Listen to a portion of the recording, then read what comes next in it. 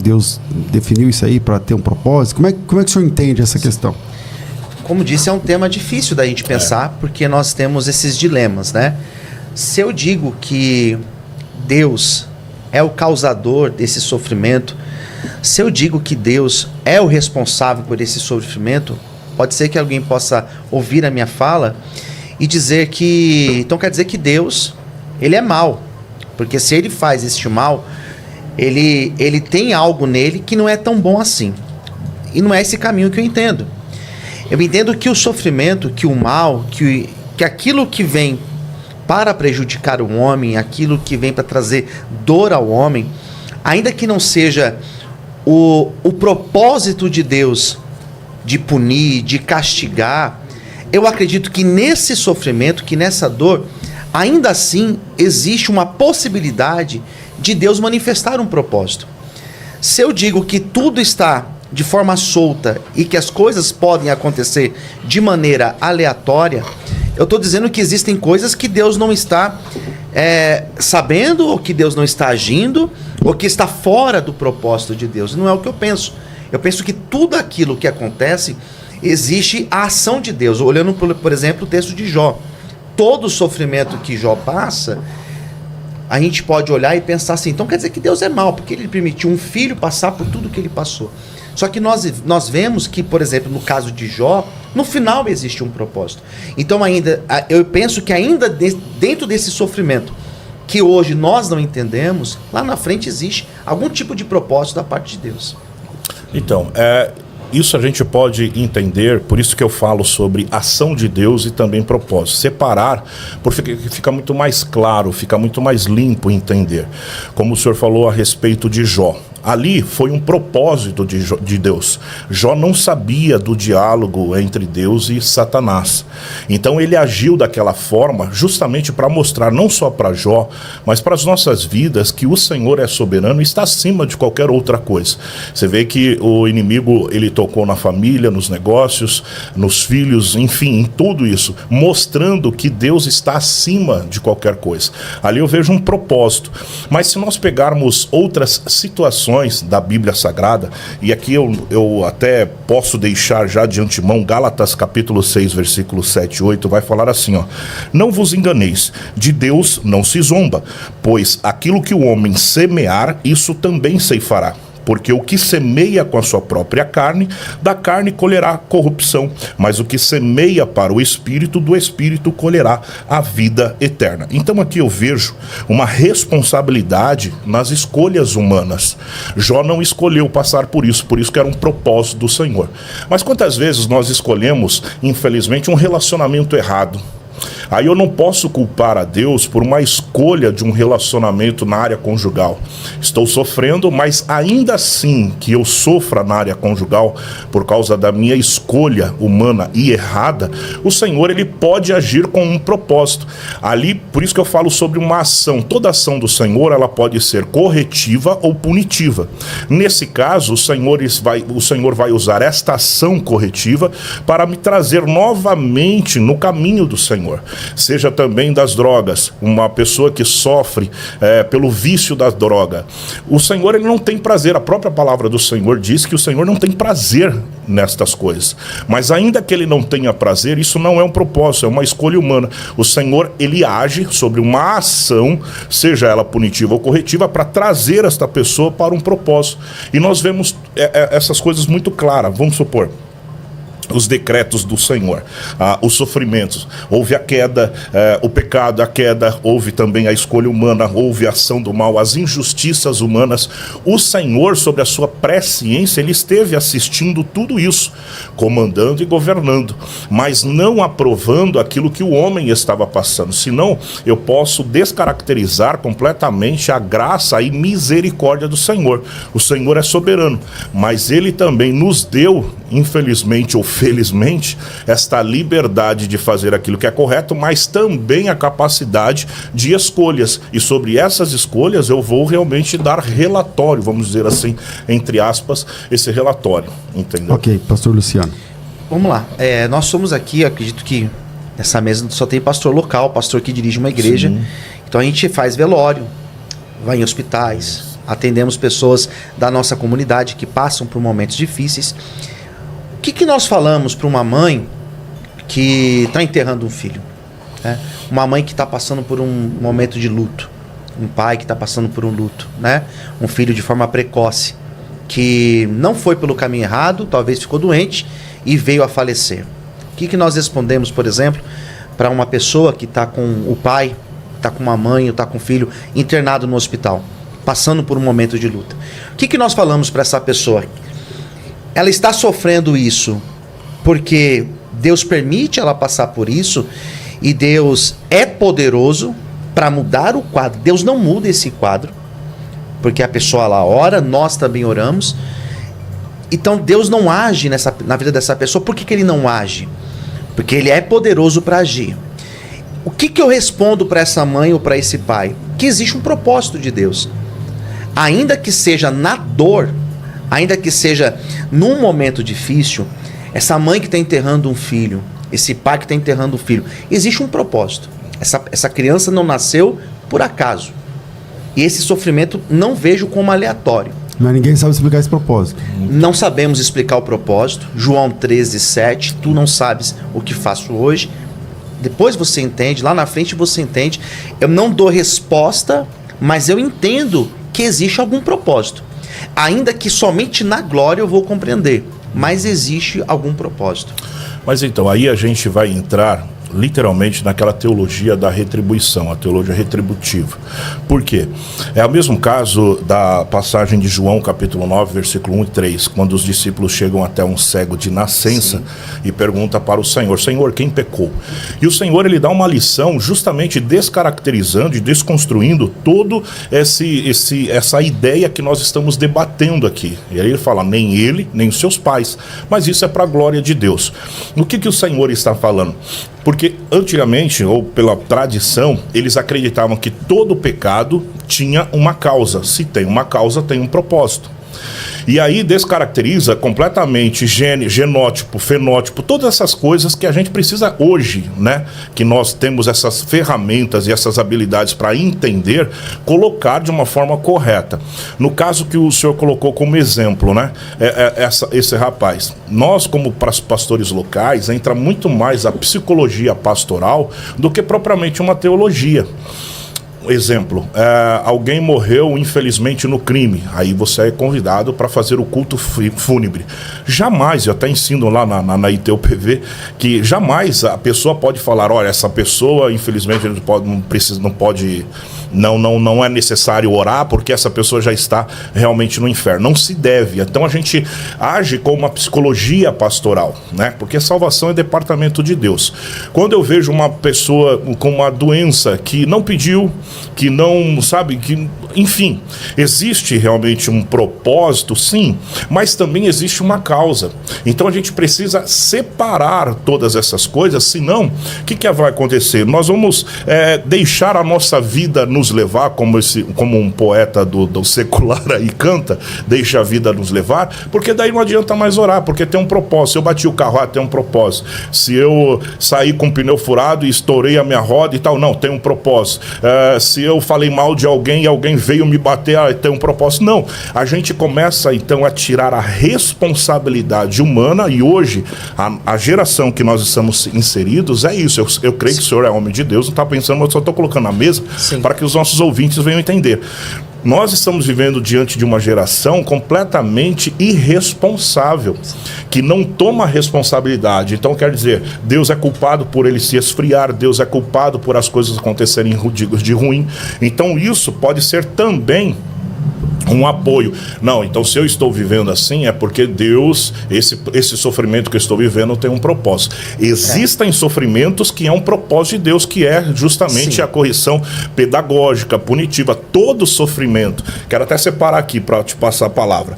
Existe o sofrimento como um propósito de Deus que traz, né, o ensinamento, é pedagógico, mas nem todo sofrimento vem realmente de um propósito de Deus. Eu vejo, pastor. O senhor ia falar, pastor? Eu ia falar, mas se eu começar a falar aqui vai piorar. Eu quero conclui, porque eu quero trazer um assunto. Vai. Quando nós pensamos no sofrimento dentro dessa casualidade, da ideia da retribuição. Aquilo que eu faço, eu vou colher, usando o texto de Gálatas, usando tantos outros textos que mostram isso, que a nossa escolha, a nossa responsabilidade em escolher vai gerar esse tipo de resultado, é simples de nós entendermos. E eu entendo que até esse sofrimento que eu estou colhendo, existe um propósito de Deus, que é um propósito pedagógico. Agora, esse texto que o senhor colocou na mesa, de João 9, penso eu que ele me favorece muito mais. Porque ali, ele era um cego de nascença. Ele nasceu com aquela situação. Sim. Então, ele não teve nem tempo de pecar. Sim. E o que os discípulos questionaram foi, então nele se aplica qual noção? De que ele sofre por conta do pecado de seus pais? Então, seus pais pecaram. Uma causa. Exato. E Jesus falou, não é por causa disso. E nem ele pecou.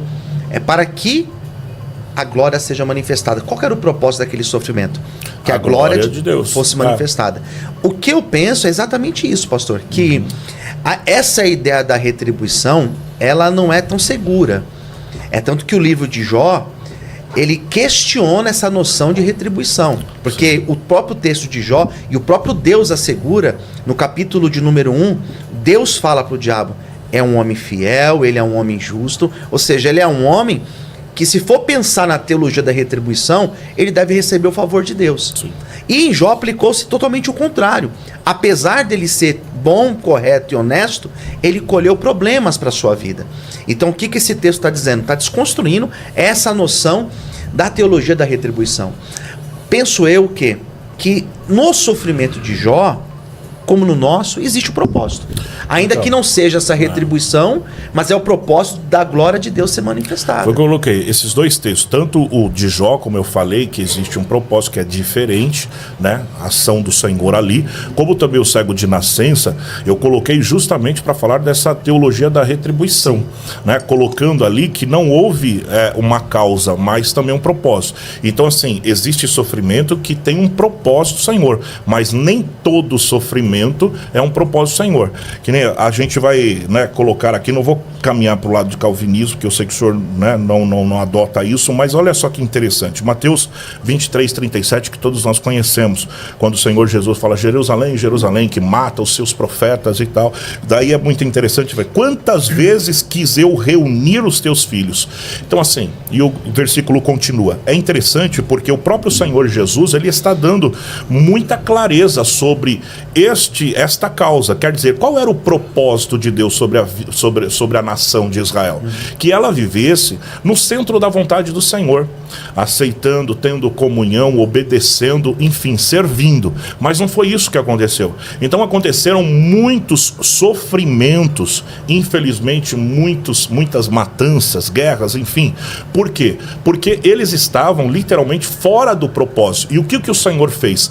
Agiu uma ação corretiva, trazendo também uma punição, levantando nações como martelo de justiça, como a palavra do Senhor vai falar, para trazê-los novamente para a presença do Senhor. O Senhor, ele vai usar o sofrimento literalmente para colocar no propósito, amém, mas nem todo sofrimento realmente é um propósito do Senhor. Aqui fica muito claro.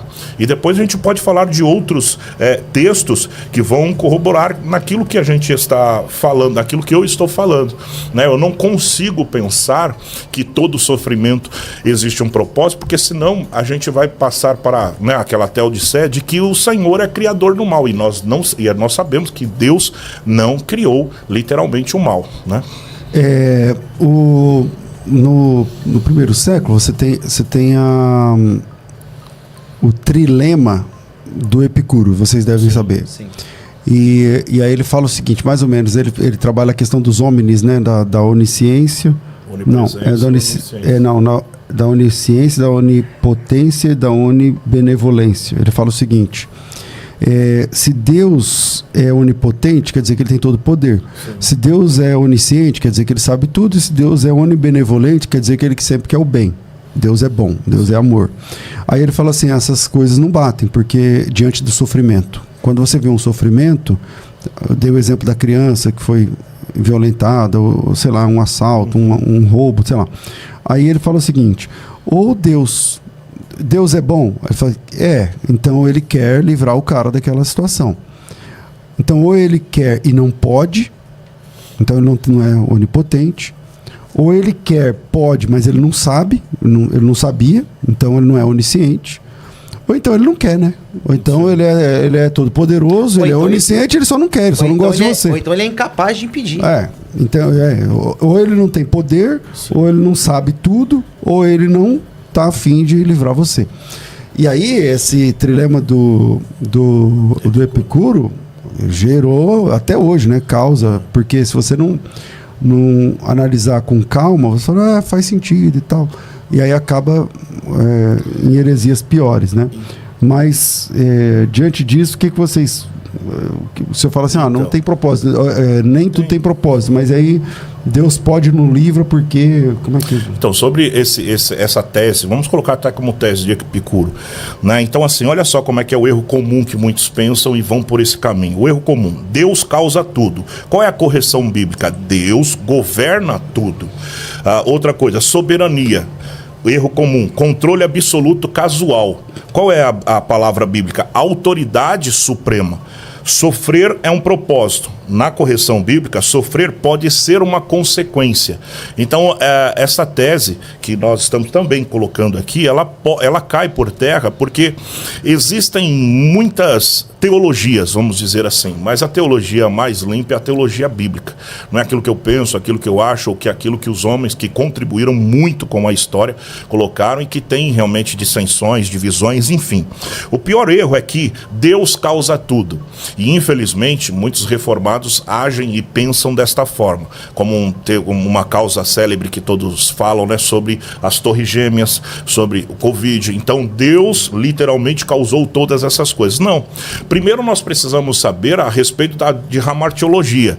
Por causa da queda aconteceram muitas coisas. Infelizmente, a Terra mudou completamente, não só o ser humano, como também todo o ecossistema mudou. E isso traz consequências. Deus quis isso? Era o propósito de Deus? Não, mas infelizmente por causa dessa causa e efeito, causalidade, aconteceu todas essas coisas. E nós devemos agir com a mente completamente sã, biblicamente, entendendo que Deus ele não causa tudo, mas ele governa tudo através da sua presciência. Ele já viu de antemão aquilo que vai acontecer, mas ele não pode ferir um dos princípios que ele nos entregou como presente, que é justamente o arbítrio, a livre escolha. Então, se eu escolho o errado, ainda que Deus tem poder para mudar e ele vai agir se nós pedirmos, se nós clamarmos, amém, glória a Deus, mas eu não posso anular a minha responsabilidade de escolha.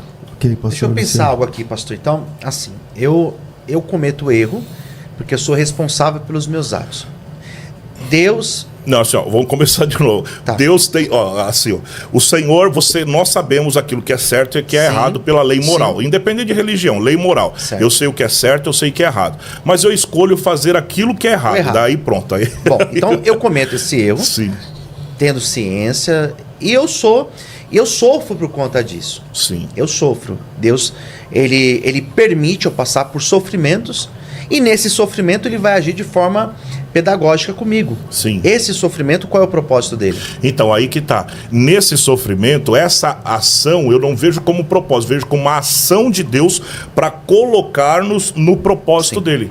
A única diferença é isso daí, não sei se estão compreendendo. É porque eu acho que nós estamos falando da mesma coisa. É que eu chamo... só separo de causa e propósito. Sim, porque ação de Deus e propósito. Pastor, vamos falar um... Não, deixa ele falar, mano, calma.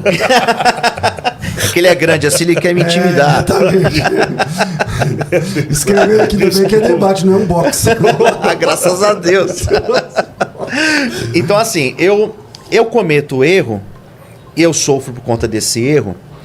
Então, esse sofrimento, o que eu digo acerca desse sofrimento que eu mesmo causei? Sim. Que o propósito de Deus é me trazer, é me atrair para a presença dele. E ele vai se utilizar desse sofrimento para me trazer para perto dele. Esse é um sofrimento. Sim. Aquele outro sofrimento que nós passamos, que na verdade eu não enxergo uma causa, como por exemplo, uma pessoa que fica doente, uma pessoa que se cuida, uma pessoa que tem uma alimentação correta, e ainda assim ela fica doente, ainda assim ela vai ser internada. Esse sofrimento não foi causado. Sim. Esse sofrimento, eu não chamo ele de um sofrimento aleatório. O que eu entendo acerca desse sofrimento? Que nessa minha dor existe um propósito de Deus. ainda que seja na minha vida, ainda que seja na vida da minha esposa, dos meus filhos, das pessoas que estão ao meu redor, eu entendo que esse sofrimento que Deus permite nós passarmos, Ele permite para manifestar a glória dEle, como está lá em João, capítulo 9. Sim, então, aí que está as questões. Nós estamos falando quase a mesma coisa, só dividimos em propósito e ação. Nem todo propósito de Deus vai trazer também um sofrimento, se nós estivermos na presença do Senhor. Um texto que a gente até já falou a respeito disso, e vai ficar muito claro para os nossos ouvintes essa diferença. Melhor dizendo, Jonas.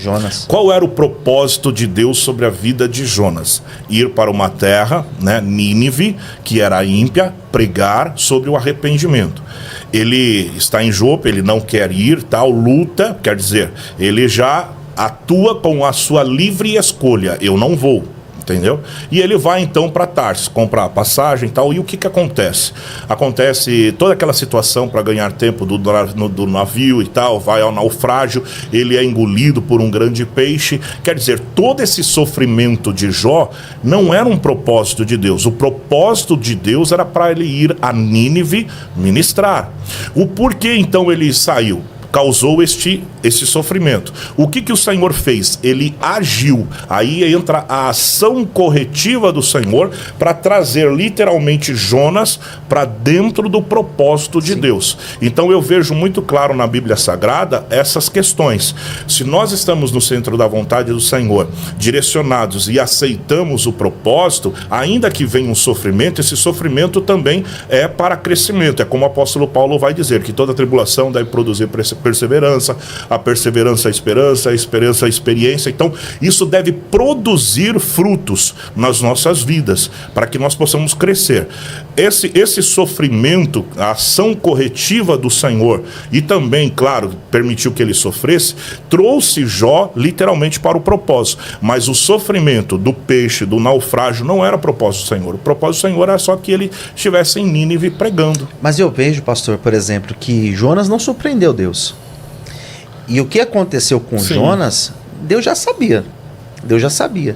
Então, assim, eu não penso de forma desconfigurada. Não sei se a palavra é exatamente essa, mas eu não penso de forma solta. Porque Deus já sabia de tudo isso. E Deus, quando colocou Jonas nessa missão, Deus não pensou em Jonas porque ele vai ser um bom missionário. Deus já sabia de todas essas coisas, como também na minha vida, nas nossas vidas. E todo o sofrimento que Jonas passou, na verdade, todo o sofrimento daqueles que estão na Bíblia, todo ele tem uma resposta. Sim. Em todos eles nós encontramos no final, no último capítulo, 2, 3 capítulos para frente, um propósito de Deus. A gente olha para a vida de José. Tudo que ele passou na mão dos seus irmãos, depois na casa de Potifar, depois sendo preso e esquecido, tinha um propósito de Deus em todo esse sofrimento? Porque ele não... Qual foi a causa que ele teve para passar por isso? Não teve. Deus sabia de tudo isso? É claro que Deus já sabia. Então eu entendo que todo o processo que ele passou estava dentro de um propósito maior de Deus, que era cumprir lá na frente a salvação do povo hebreu ao descer para o Egito. Mas então, você entende, pastor Luciano, pastor César, que isso também é um perigo nós pensarmos desta forma? Por quê? Porque a mesma coisa, o plano de redenção do Senhor, a palavra do Senhor vai falar tanto em Apocalipse como em 1 Pedro, que o Cordeiro de Deus foi imolado antes da criação, fundação do mundo. Quer dizer, antes que Adão caísse, já havia um plano. Então assim, o Senhor sabia? Sabia. Mas qual era o propósito do Senhor? O propósito do Senhor era que Adão permanecesse na presença dele, porque Deus criou Adão livre, perfeito, né?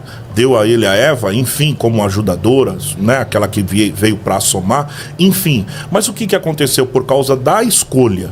Todas essas coisas. Então, até hoje eu vejo o Senhor agindo literalmente sobre a sua presciência para que o homem volte ou retorne ao seu propósito e com certeza retomando a sua identidade que foi perdida no Jardim do Éden.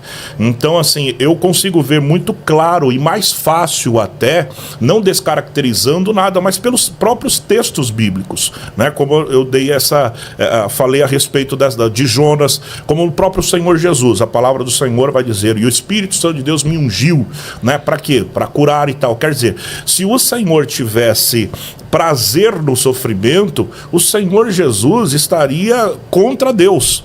Se o Senhor tem prazer no sofrimento, e coisa que ele não diz na palavra, ele, entendeu? Ele não permitiria, vamos supor, eu vou trazer um sofrimento para que ele entenda. Não é o propósito do Senhor. Até porque a palavra do Senhor ela vai dizer que o desejo do Senhor é que todos se salvem, mas infelizmente não é assim, porque precisa aceitá-lo como único e suficiente Salvador. Os argumentos são muito bons que vocês estão usando, eu concordo. Mas veja, em Eclesiastes 9, diz o seguinte, o texto é muito longo, eu vou ler ele separadamente. No versículo 1 diz assim: deveras me apliquei a todas as coisas para claramente entender tudo isso, que os justos e os sábios, os seus feitos, estão nas mãos de Deus. Se amor ou se é ódio que está à sua espera, não se sabe o homem. Tudo lhe está oculto no futuro. Tudo sucede igualmente a todos. O mesmo sucede ao justo ou ao perverso, ao bom, ao puro ou ao impuro. Tanto ao que sacrifica quanto ao que não sacrifica, ao bom e ao pecador, ao que jura e ao que teme o juramento. E esse é o mal que há em tudo quanto se faz debaixo do sol. A todos sucede o mesmo. Também o coração dos homens está cheio de maldade, nele há desvarios enquanto vivem e tal, não sei o quê. Aí depois dá um corte lá para o versículo 11, ele fala assim, vi ainda debaixo do sol que não é dos ligeiros o prêmio, nem dos valentes a vitória, nem tampouco dos sábios o pão, nem ainda dos prudentes a riqueza, nem dos inteligentes o favor, porém tudo depende do tempo e do acaso. Pois o homem não sabe a sua hora, como os peixes que se apanham com uma rede traiçoeira, como os passarinhos que se aprendem com o laço do passarinheiro, assim se enredam também os filhos dos homens no tempo e na calamidade, quando cai repentinamente sobre eles. Não é aqui meio que um ponto aqui para o pessoal do teísmo aberto? Para falar assim, aí, tá vendo? Não, o cara tá lá e depende, Deus não tem nada a ver com isso. Como é que vocês pensam textos assim? Ele coloca de uma forma, eu penso, pessimista, né, acerca da fé. Ele vai dizer o quê? Que tudo que acontece já aconteceu com outros, e tudo que acontece, a impressão que dá, sobretudo nesse finalzinho aqui, é que é de forma aleatória. Não tem o que ser feito. Não tem o que ser feito. Eu acho que se a gente pega esse texto... Então aí não tem propósito, seria isso? Não, que tudo tem um propósito, né, mas não tem o que nós fazermos para impedir. Não tem o que eu faça para impedir aquilo que vai acontecer. Porque tudo acontece, seja com bom ou com ruim. O que eu vejo aqui dando uma resposta para o quê? Que ainda o bom, ainda aquele que faz o bem, ele sofre. Apesar de ser bom, apesar de fazer o bem, sendo diferente do ímpio, ainda assim ele sofre. Eu vejo que a resposta que ele está dando é exatamente para aquele que... é para a teologia da retribuição. Você faz o bem, você está semeando bem. Fica esperando que nunca... Exato. Verdade, né? Porque se você escolher o caminho da morte, Deuteronômio 28 está dizendo o caminho da vida, o caminho da morte. Se você escolher o caminho da morte, você sofre. O que Eclesiastes está dizendo é que nem sempre. Às vezes você vai escolher o caminho bom e ainda assim você vai sofrer. Igor. Então, é isso mesmo. Eu até anotei a respeito disso. O 9, a partir do versículo 11, né? Que ele fala, nem aquele que corre rápido, nem sempre vence a corrida. Eu vejo que isso é a lei do tempo e acaso. Salomão, ele está falando ali de uma situação em que nós não temos o poder. Até concordo com o pastor Luciano, nem sempre aquele que vai fazer coisas boas vai colher coisas boas. Ainda assim que exista a lei da semeadura, mas nem sempre a gente vai realmente colher as coisas boas. Existe um outro texto que está em Lucas capítulo 13, versículo 1 até o 5, que é da torre de Siloé, quando o Senhor Jesus ele está falando, eles estão perguntando, né, a respeito dos pecadores que morreram, e o Senhor Jesus então fala, e aqueles 18 homens que morreram com o desabamento da torre de Siloé, vocês acham que eles eram mais pecadores do que vocês? Não são, mas ainda assim, se vocês não se arrependerem, né, então ele fala a respeito do arrependimento. O que eu penso nisso? Também é aquela questão da lei do tempo e acaso. Nem todos aqueles que vão fazer coisas boas, infelizmente, vão receber coisas boas na terra, porque o nosso pagamento, eu não quero ser espiritual aqui, mas que todos entendam, o nosso pagamento não vai ser aqui na terra. Pastor, mas é exatamente isso que conforta. Porque Sim. isso conforta, porque a Que lei é a causa do Lázaro. Sim. E a lei da semeadura, ela é real. O que Sim. está escrito lá em Gálatas é verdade. Aquilo que o homem semeia, ele colhe. Sim. Porém, existem casos, e aí que tá. Existem situações... Que entra a soberania do Senhor. Exatamente, é aí que eu entendo. Que essa pessoa que ela semeia o bem, que ela faz o bem, e ainda assim ela sofre, a resposta que eu dou para essa pessoa é exatamente isso. Tem um propósito de Deus, que talvez só na glória você vai entender. Então, essa questão desse sofrimento com o propósito, ótimo, nós concordamos porque é bíblico. Mas existem certos sofrimentos que é causado pelo homem e a gente não pode fechar os nossos olhos para isso. Nós, como pastores, na sala pastoral, nós temos que ter muita diligência, muita sabedoria e uma psicologia pastoral muito, apurada, porque qualquer palavra que nós entregarmos para alguém pode destruir, como também, levantar. Então a gente precisa estar atentos. E quantos casos chegam no sentido de casamentos mal estruturados, filhos que não conseguem falar com seus pais, mas aonde eu errei? Quer dizer, não deu o tratamento ideal, não deu a atenção ideal, enfim, todas essas coisas. Então, assim, nós temos que também aplicar a responsabilidade humana, principalmente a igreja dos últimos dias. Nós estamos vendo um cenário onde a igreja está omissa. Não vou nem entrar em política aqui, que não é o detalhe, não é o debate, mas ela tá interessada mais em outras coisas do que propriamente daquilo que ela foi levantada, que é preparar o homem, um homem responsável. Por que os mártires entregavam as suas vidas para Cristo Jesus e não temiam o sofrimento? Eles sabiam que iriam sofrer, porque existia um propósito, eles tinham toda a ciência, a certeza de que estavam fazendo aquilo que Deus mandou, vamos colocar assim, e a morte deles não era para perda, mas era para ganho, como o apóstolo Paulo fala, o meu viver é lucro, e o morrer também é ganho. Então, assim, independente daquilo que eu fizer, eu estou na presença do Senhor, vai ser para a glória do Senhor. Mas aqueles que não estão, muito mais fácil culpar a Deus por causa disso, tá vendo? Isso é propósito de Deus. E aí entra, pastor César, o vitimismo e também aquele espírito de miserabilidade, no sentido seguinte, eu particularmente, eu tenho uma igreja periférica, regional, tal, enfim, e algumas pessoas, não vou dizer muitas, algumas pessoas que já chegaram no nosso ministério, eu vou assim, não, eu mereço sofrer mesmo, porque eu nasci para isso, e não sei o quê. Então você tem que desconstruir tudo isso, porque na cabeça dela, aquilo que ela está passando é um sofrimento com o propósito de Deus, e não é. Então, assim, escolhas erradas, não estudou para ter um bom trabalho. Então, tudo isso, ela retira a responsabilidade humana e coloca em Deus e acha que é um propósito. Por isso que é muito assim, é muito tênue, não é polêmico, mas é muito tênue essa linha que nós estamos tratando aqui. Vamos lá. Eu queria colocar 2 textos aqui, pastor, para a gente pensar. O primeiro deles está aqui em 2 Coríntios, capítulo 7. Segunda carta de Paulo aos Coríntios, capítulo 4, quer dizer. E o versículo é o 17, que diz assim: pois as nossas aflições leves e passageiras estão produzindo para nós uma glória incomparável de valor eterno. Essa primeira palavra aqui de Paulo, o que ele está dizendo? Deus. Certo. Então está falando de Deus. Certo. Então está falando de uma pessoa que entregou a sua vida. Sofrimento do bom, esse aqui é do bom. É do bom.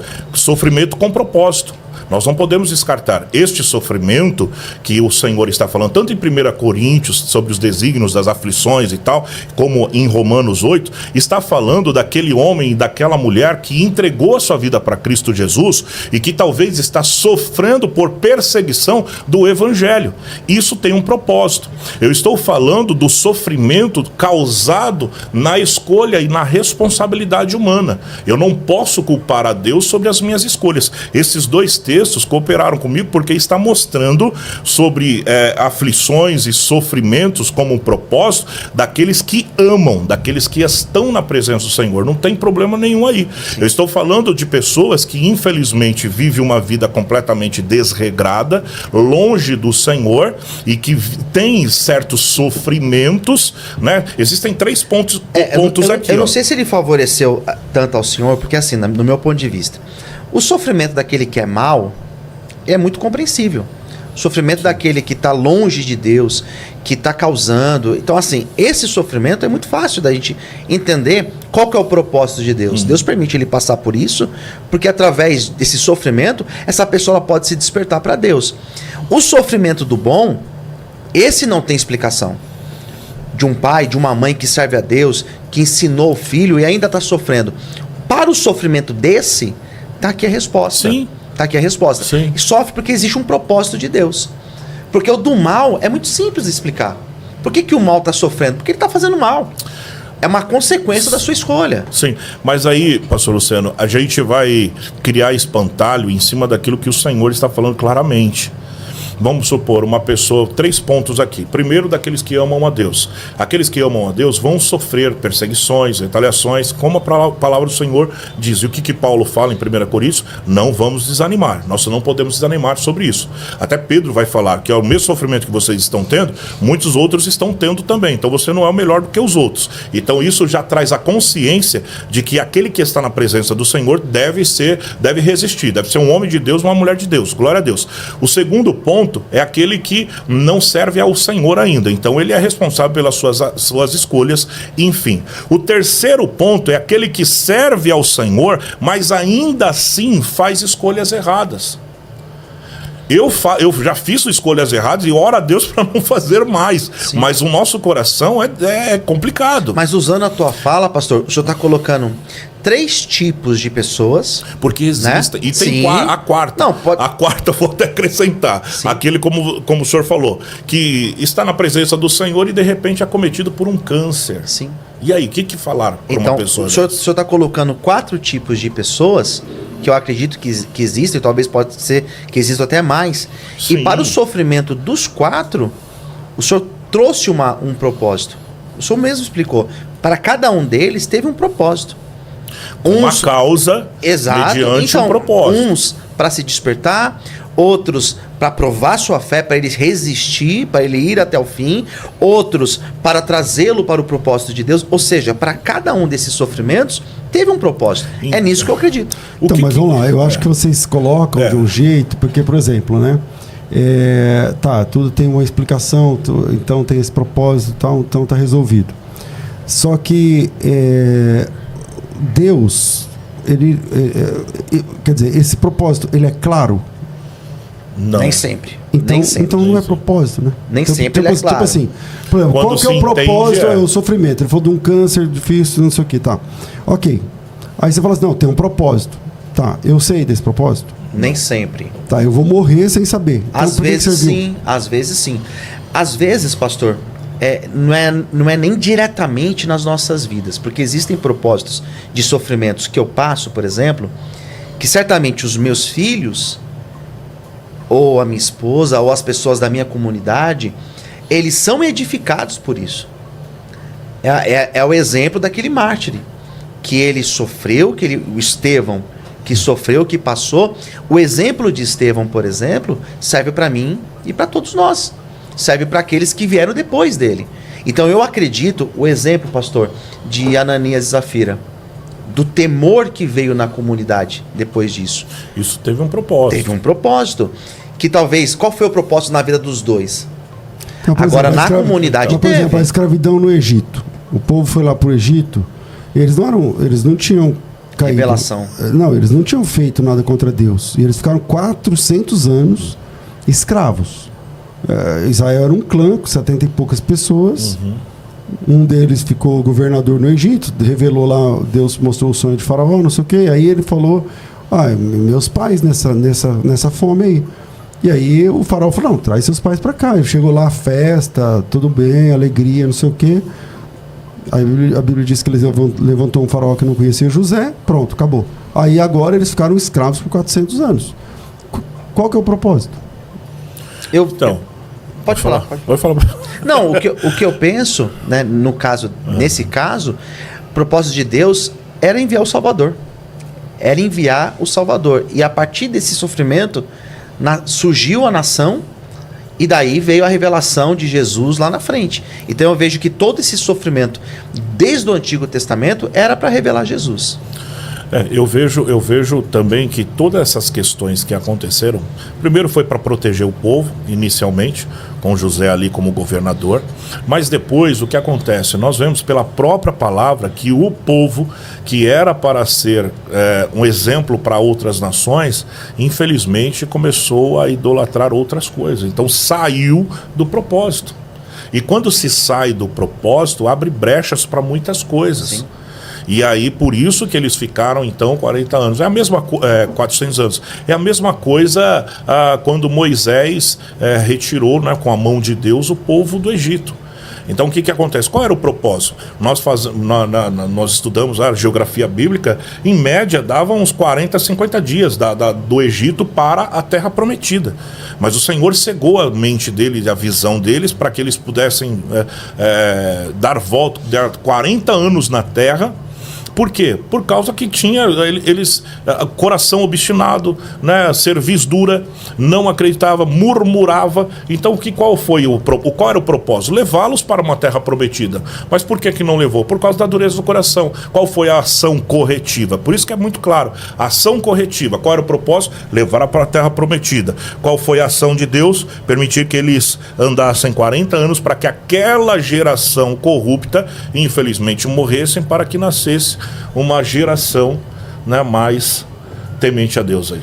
Bom, o WhatsApp está disponível, 974174129. Chegou algum áudio aí, Cláudio? Eu acho que eu não divulguei, né, o WhatsApp logo no começo, mas tem aí áudio, solta aí, vamos ver. Boa tarde, pastor César. Eu me lembro muito bem no dia que o senhor falou, pastor, sobre esse negócio que Deus já determinou tudo, né? Que o senhor falou que era muito fácil explicar para os irmãos de uma igreja legal, que todo mundo tinha dinheiro, que todo mundo tinha uma vida boa. Não estou falando só dinheiro, mas tinha uma vida legal, estava na sociedade legal ali. E era difícil explicar essa teologia que Deus determinou tudo numa igreja de favela, numa igreja de ribeirinho, que ninguém tem acesso a nada, que Deus determinou isso, sabe? Eu acho que tem sofrimento que a gente, como diz o deserto para a gente aprender, mas tem deserto que não foi Deus que fez aquilo, é a pessoa que se põe naquele lugar. E se você cria uma teologia que tudo Deus determinou, você vai criar pessoas que aceitam tudo sem buscar o Senhor. Foi Deus que quis. Mas e a responsabilidade humana de se pôr nas situações? Não tem nada disso? Ok. E aí, pessoal? Bom, eu estou olhando aqui, já está perto da hora de acabar, quando o assunto é bom e não é um debate... É um debate de edificação, né, de alto nível. Glória a Deus por isso. E acaba que o tempo voa. Mas